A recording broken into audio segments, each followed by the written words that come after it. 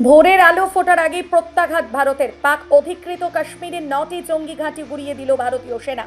বুধবার ভোরের আলো ফোটার আগেই পাকিস্তানের উপর বড়সড় প্রত্যাঘাত হানল ভারত। ভারতীয় সেনাবাহিনীর বিশেষ দল পাক অধিকৃত কাশ্মীরে ঢুকে 9টি জঙ্গি ঘাঁটি গুড়িয়ে দিয়েছে বলে জানা গেছে। এই খবর ছড়িয়ে পড়তে দেশ জুড়ে খুশির আমেজ। ভারতের এই পদক্ষেপকে স্বাগত জানিয়েছেন দেশবাসী। অনেকেই বলছেন এটাই ছিল প্রত্যাশিত জবাব। সোশ্যাল মিডিয়া থেকে শুরু করে চায়ের দোকান পর্যন্ত সর্বত্র এই অভিযান নিয়ে আলোচনা চলছে। ভারতীয়দের দাবি এটা শুধু মহড়া, এবার পাকিস্তানকে উচিত শিক্ষা দিক ভারত। শিলিগুড়িতেও এই খবরে খুশির ঢেউ উঠছে। বুধবার সকাল শহরের কলেজ মাঠে বহু সংখ্যক মানুষ জাতীয় পতাকা হাতে উল্লাসে মেতে ওঠেন। তাদের মুখে ছিল ভারত মাতার জয়ধ্বনি। স্থানীয়দের দাবি, ভারতীয় সেনাবাহিনী যে পদক্ষেপ নিয়েছে তা অত্যন্ত সাহসী। তারা আরও বলেন, সন্ত্রাসবাদের বিরুদ্ধে ভারতের এই কঠোর মনোভাব বিশ্ব দরবারে এক শক্তিশালী বার্তা দেবে। ভারতের এই সিঁদুর অভিযানে খুশি আপামর ভারতীয়।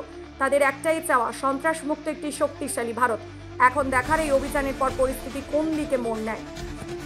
সকালে ঘুম থেকে উঠে যখন আমরা ফেসবুকটা খুলে নিউজগুলো দেখলাম, মানে এর থেকে খুশির খবর আর কিছু হতে পারে না। রাত্রি 2-2:30টার দিকে ভারতের আর্মি পাকিস্তানের 9টা জঙ্গি ঘাঁটিতে প্রত্যাঘাত করে পুরো গুড়িয়ে দিয়েছে। তো এর থেকে খুশি ইন্ডিয়ানদের কাছে আর কি হতে পারে। কিছুদিন আগে আমরা দেখলাম যেভাবে জঙ্গিরা কাশ্মীরে গুলি চালালো, তো তার বিরুদ্ধে এই যে প্রত্যাঘাত, এরকম প্রত্যাঘাত আমরা আরও অনেক আশা করছি।